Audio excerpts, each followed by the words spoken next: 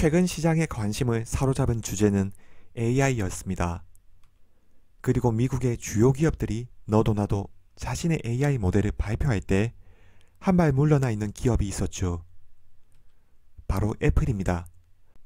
이상하리만큼 조용했던 애플은 얼마 전 공식적으로 10년간 준비해왔던 전기차 개발을 중단한다고 발표했습니다.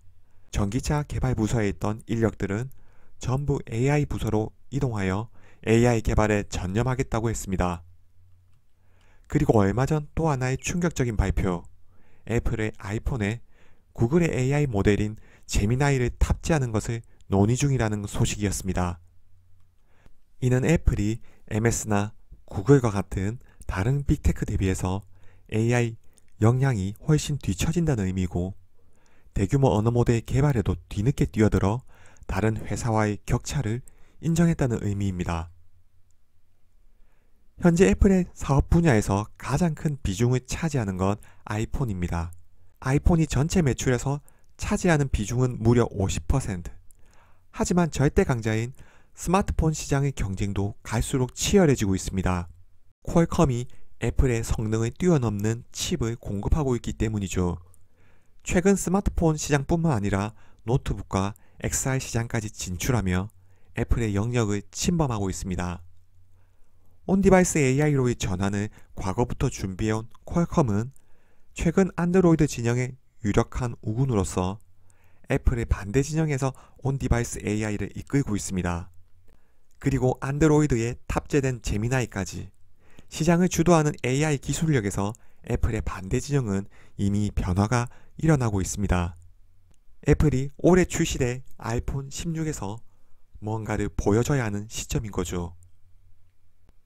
이번 아이폰에 제미나이가 탑재된다는 소식은 사실 많은 분들에게 충격적인 소식으로 다가왔을 겁니다.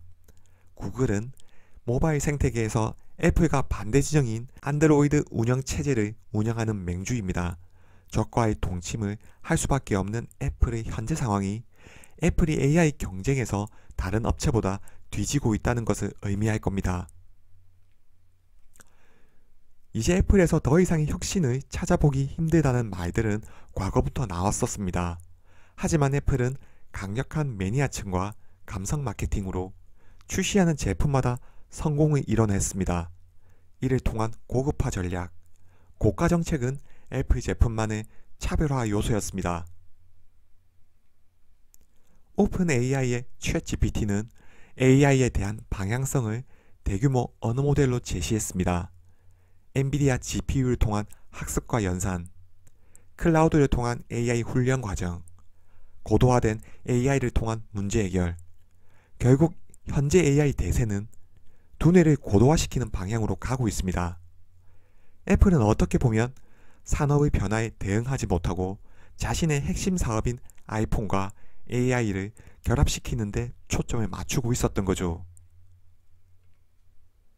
애플은 현재 아이폰으로 전세계 스마트폰 이익의 85%를 독식하고 있습니다. 이를 증명하는 것이 애플의 주가일 겁니다. 하지만 기업이 성장하고 주가가 상승하기 위해서는 앞으로 얼마나 더 성장할 것인지가 더 중요할 겁니다. 주가는 특히 증감률이 중요하죠. 돈을 얼마나 버는 것보다 과거 대비 얼마를 더 벌었는지가 더 중요합니다. 아이폰이 지금과 같은 시장 점유율을 유지한다고 하더라도 새로운 수익원을 찾지 못한다면 과거 대비 성장률은 낮아질 것이고 주가 상승도 미미할 것입니다. 애플이 집중하는 온디바이스 AI는 아이폰 사용자들이 느끼는 편의성에 초점을 맞추고 있습니다. 물론 아이폰 유저들이 만족하여 다음 스마트폰을 선택할 때 아이폰을 선택할 수 있을 겁니다. 하지만 하드웨어에서 이루어지는 온디바이스 AI는 애플의 점유율은 지켜낼 수 있더라도 과거보다 더 많은 돈을 벌게 해줄지는 의문인 거죠. 현재도 애플은 스마트폰 전체 이익의 대부분을 가져가고 있고 스마트폰 시장이 더 커지지 않는다면 이익 증가분은 제한적이기 때문이죠. 애플이 초점을 맞추는 온디바이스 AI는 아직까지 수익화 모델을 찾지 못하고 있는 상황입니다.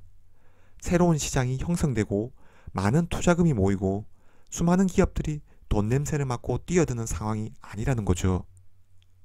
반면 대규모 언어 모델은 벌써부터 다양한 사업군들과 결합을 통해 수익화에 나서고 있고 수많은 기업들로부터 투자금이 모이고 있는 상황입니다. 현재의 AI 발전 모델은 생성형 AI로 나아가고 있고 수많은 기업들이 생성형 AI를 통해 수익화에 나서고 있죠. 비전 프로에 이어서 온디바이스 AI에 대한 개발에서도 애플의 행보는 외로워 보입니다. AI에 대한 막연한 기대감만 있었던 5년 전과 비교하면 애플의 아성은 상당히 무뎌졌습니다. 그때부터 애플의 방향성은 차츰 틀어지고 있었던 거죠. 애플이 만약 클라우드 사업자가 되었다면 어땠을까요?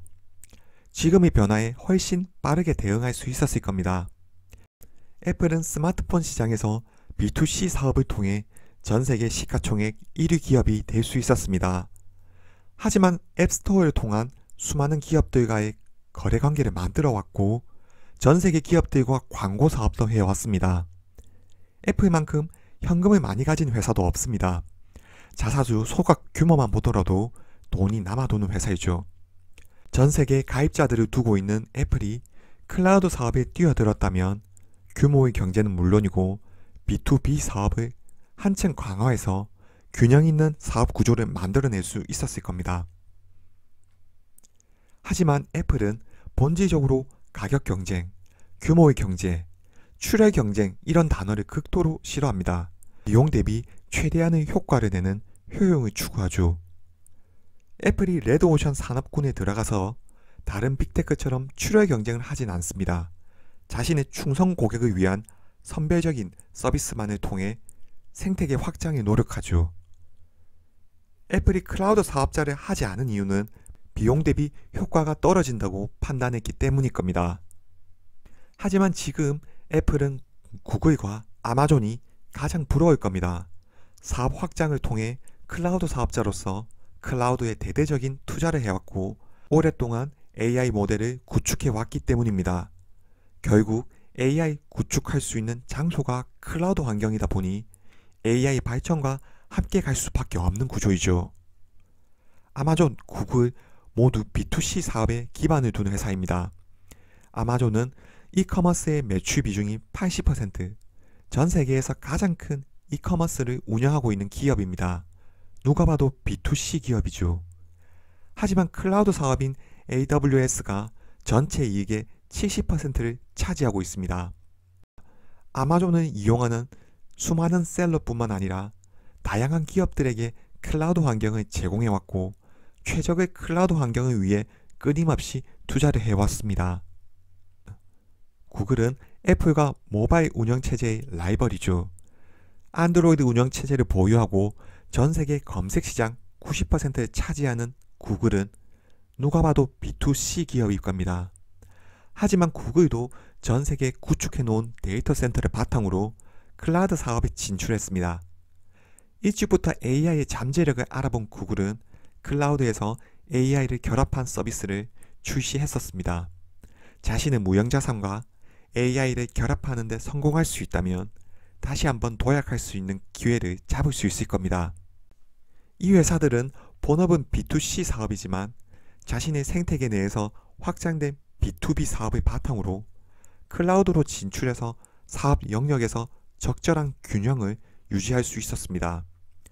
B2C 사업에 치중된 애플 입장에서는 앞으로의 변화에도 신속하게 적응해야 하는 과제를 안고 갈 수밖에 없는 상황이죠.